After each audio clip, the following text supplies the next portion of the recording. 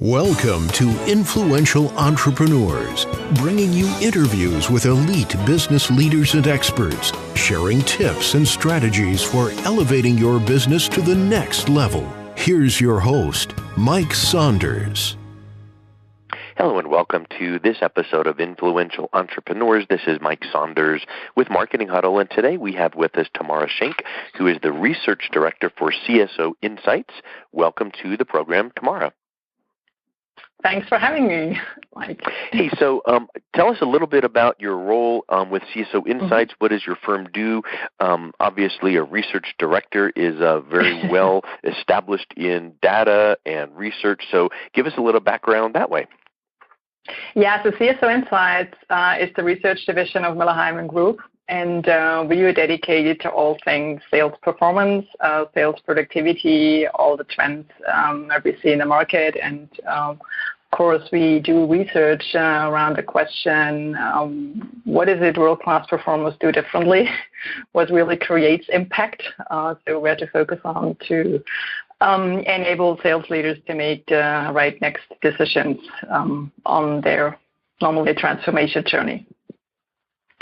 So I love the fact that you research sales, because I would say that sometimes people would say to you potentially, research is very data-driven and analytical, and sales is creative and, and it's almost like, how can you put analytics to something that is very creative and could change from one sales presentation to the next?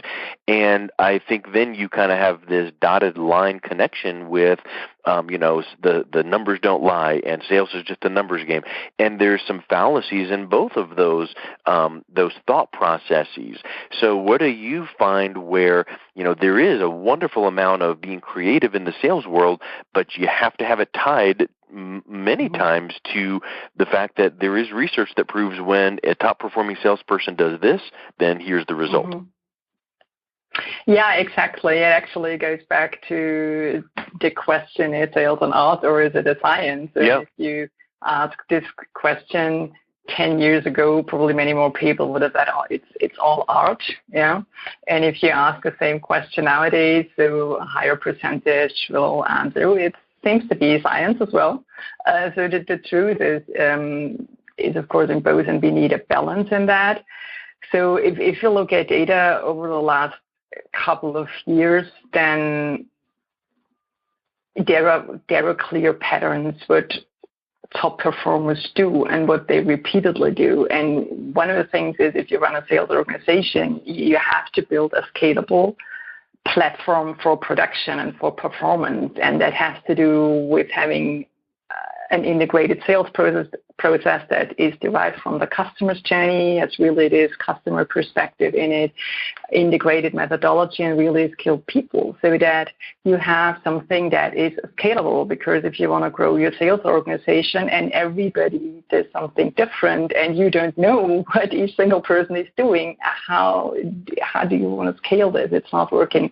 So that's the platform thing in terms of sales process system maturity. And then, of course, the creativity comes into play, and where I do a lot of work in enabling salespeople, also enabling sales managers, is what are the activities that create success, and what are the behaviors that create success and that produce performance, and how do we enable people to adjust in order to change their behaviors? And it's a nice play. And of course, as you said, there is creativity, and I love that idea a lot, because I think we miss a lot of creativity nowadays in sales, because we cannot automate everything, and especially we cannot automate our buyers' decisions to buy from us or for somebody else. And if you could, then you wouldn't need humans. Yeah, and I mean, we do. Yeah. Hey, do you ever find that sometimes salespeople that are top performers don't even know why they're top performers, and then if you kind of sit with them and say, well, you're doing this and this and this and this that's really excellent, and they go, oh, okay, good. That's just the way I've always done it. Yeah. So that is a great observation. And back in my role when I was leading global sales enablement at a big tech company, We had a challenge at some point to consolidate many different repositories for content, 35 down to one. And I always wanted to work with the top performers to understand their patterns and their behaviors and how they get to content, how they were searching, and so on. And when I shared the problem we tried to solve, so one of our top performers said to me, what, we have 35 different repositories, I never used a single one. So that means that this person definitely did something very special. But that is a nice story that explains this phenomenon of unconscious competence. Yeah. And what I found that is really the top performers, that those people who drive others crazy because they have this great intuition. They walk into a meeting and they immediately sense, okay, what I've prepared won't work here. I change the game, and they do it, and it will be successful. Kind of like improv in a you know, in a real sense. It's just you're kind of your content, but mentally, like musicians might transpose something in their head. They don't need to see the music. Yeah, but you only can do that and can go into this mode if you're really fluent regarding the knowledge about your customer, about your services, the knowledge about your methodologies, how to play with that. You really need expertise and fluency, and then you can play with it. Yeah, that's a really good point, because you need to be a student of your own product or service and the industry to know where to pull kind of like this case study example and insert it here, because they just made a certain point.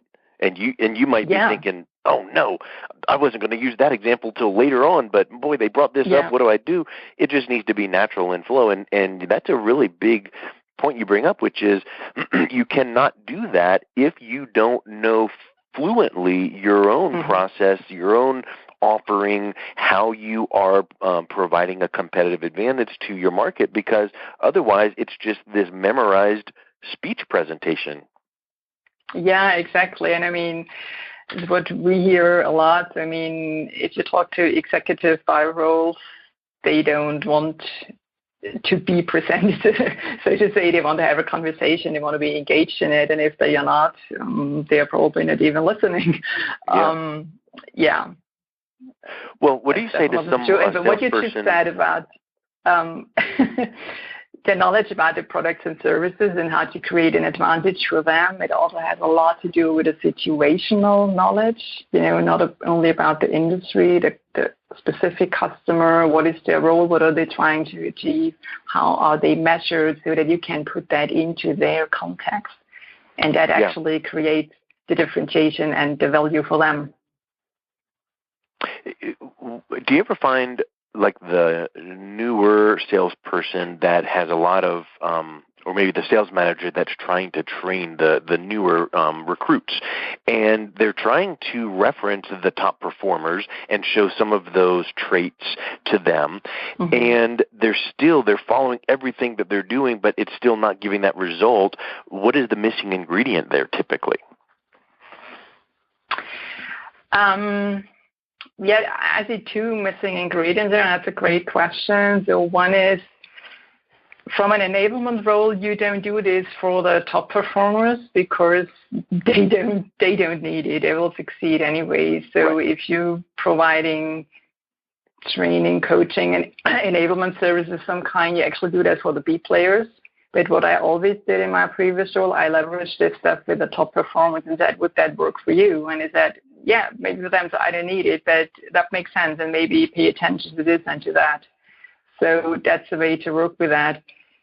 And the other part of it is what a top performer does. It might be far away from where a new hire comes in, and this brings, what you just said, the role of the frontline sales manager into play, and we really cannot underestimate this role. It's actually the key role in a sales organization, because there is no other role who has such a leverage effect.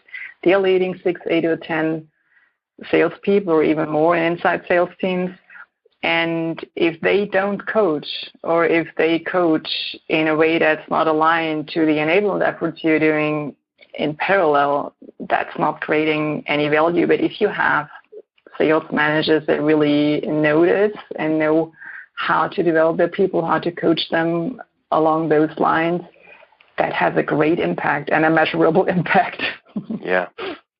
So where do you find artificial intelligence fitting into the sales world? Because I think that you can't go anywhere without hearing about it. But from what we're saying here, you've got to have the human touch. Yeah, absolutely. And that's funny because my colleague Jim Dickey just released a white paper on artificial intelligence. So it can be found on the CSO Insights website. So the interesting thing about it is currently everybody is talking about artificial intelligence, and there is a lot of fear around the term. And I think what really has to be pointed out that technology provides now many different ways to analyze not only structured data but also unstructured data, like listening to sales calls and listening for specific patterns and analyzing unstructured data and to give advice for the salesperson and also for the sales manager on how to coach on. So if you work with a person on a certain behavioral change, then you will probably listen into sales calls until you discover this kind of behavior or these trigger or keywords or whatever, so that you can coach in a very specific way. It's actually what we like to say, it's something that's really enriching a sales professional or also a sales manager's expertise, and that's how we should see artificial intelligence playing into that. And it can be great also for a sales manager in terms of making it easier to coach more specifically and more database. But I think with everything with technology, we should always be aware of the fact that it has to be led by humans. And not the other way around. We shouldn't be led by technology. We should lead technology. So to create better outcomes, not the other way around. Yeah, and use the technology for us to then be enhanced to develop those relationships. And I think I use the example a lot, and maybe you can relate as well, being in the sales world. Years and years ago, you would be taught as a salesperson when you're in your prospect's office waiting for them to come in, you're looking around and seeing that they enjoy golf because there's golf pictures, or they enjoy sailing because there's a picture of them sailing on their wall. And when they come in, you can use those as ways to start conversations. Well, now with technology, LinkedIn, whatever you want to think of, you can find all of this out ahead of time and use that casually in your conversation. And so there's a way that we're using technology and then integrating it in with our normal, natural flow. And it saves time for all of us. I mean, I always enjoy when somebody comes on a call, even in my analyst role, and people are prepared. They check my LinkedIn profile. I see it as an advantage because they prepare the conversation. I mean, that's a great thing to do because it saves both of us time. But then also you see that still many salespeople don't do it. And I still get emails and calls from people who think I would be my previous role, which is now 4 years ago, that when I was a VP for global sales enablement, I could be a potential buyer. But now in analyst role, I'm definitely not the potential buyer role, but I have a different interest. So isn't it true that what is easy to do is also easy not to do? That's an interesting statement. Yeah. Well, it's kind of to your point about people just don't use that. They don't use the technology to then practice and prepare their sales presentation. And what I just described with LinkedIn and all that, that's easy because right now you can go and just go there. but yet people don't do it. And I think the problem is, if you make something sound too easy, then someone has that mental buy-in and they're like, I agree, that's wonderful, and then it never gets done. But if it's something where maybe they have to invest some time or money, like I'm going to teach you the sales process that is going to revolutionize your entire, whatever, and this is going to take a half a day. You're going to show up downtown at the, closest hotel, and this is going to be a $400, seminar, but you're going to walk away and 10x that investment in the first weekend. Well, people now have to take time. They see value in it. They're putting money into it.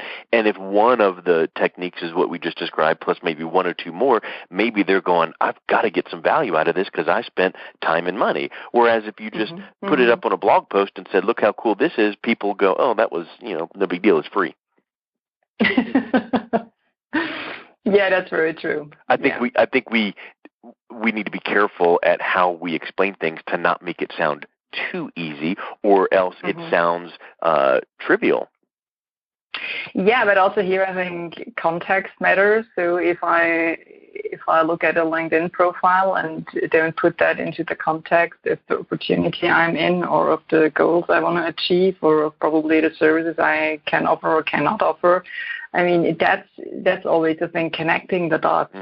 Yeah. What creates value later on. So yes, just looking up a profile, oh yes, that's easy. But what do I learn out of this, and how do I use this in a way that it adds value to the conversation? That's a bit more work then. Yeah, I think that's the beauty of even, like the consultants that train on, making strategic alliances. Once you see that connection made, it looks very obvious. Oh, of course that would be a great, opportunity. But the person had to have seen this company does this and this company does something different, but they have the same target audience. They should work together and produce X because both parties, including the customer, will win. Someone had to see that. So that I almost think that AI is wonderful and research is wonderful for so many things, but then there's got to be that person interpreting the data to say, oh, now here's what we're going to put together, and let's get the sales team to, do a luncheon, do a presentation, or whatever the case is.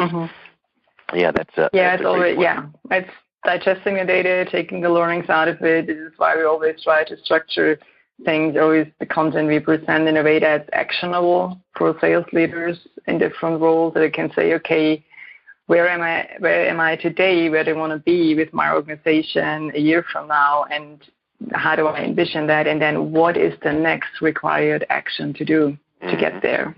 Yeah, and there very often things then don't happen, or then they are not sold internally the right way, because as we all know, selling internally is often harder than selling externally. Yeah. So a lot of these things, what you want to do, especially if you have transformed things, and actually most sales organizations are in transformation processes of how they are selling, and that is not an easy thing to do, and it's not working without senior executive buy-in.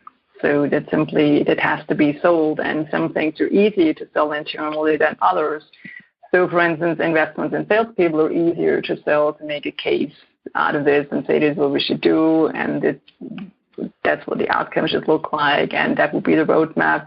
But if you talk about investing in sales managers, that comes closer to sales leaders, and they are not used to this discussion from their own career, because probably nobody ever invested in them and they became a sales manager. So that's the topic that has some more obstacles to overcome to invest internally and to get a strategic byproduct of that. If that happens, where someone gets to be a sales manager without being trained in the sales process, all of a sudden they feel like that's the customary way to do things. So then they're modeling that same thing that they went through, and then now their sales team is not getting the care or the guidance that they didn't get, because they were shown, people will model how they are treated, good or bad. Well, there's nothing negative. They weren't treated horribly, but if they weren't given the proper training, then it's going to continue on. Yeah, and and you have to find a breakthrough through that. So I very often work with a driver's education analogy. So I mean, if I think about my time when I first had a driving license, you drive very carefully the first couple of weeks. I'm in a big city, I'm on the motorway, I have to be careful here, I'm in a roundabout, all these situations. And nowadays, I mean, we are not even thinking about it, we are just driving. So we are unconscious competent in that. Yeah. But most sales managers never got this driving license. They were just put on the street. Yep, hopefully not. And then, yeah, of course, they figure out different things. But if I figure out things and you figure out things in parallel, we probably choose very different ways to get to the same goal, which is great. But would it be scalable in an organization? Probably not. So this is also here why it's so important to really understand what is the complexity of this role. And I mean, almost every activity a sales manager has to do, there were different dimensions competing against each other. There's always a customer perspective, a sales management, an internal business case, number, pipeline, forecast issue, and the people side of it. And navigating this triangle, that requires really consciousness about the decision that have to be made there. Yeah, that's so true. Hey, if some of our listeners want to connect with CSO Insights on some of the research that you guys do, what is the best way that they can reach out and learn more? Yeah, so the best way is to go to csoinsights.com. Our recent studies can be downloaded on the landing page, and you can also go to csoinsights.com/blog. So we have new blog articles almost every week. And of course, people can connect with me on LinkedIn or follow me on Twitter.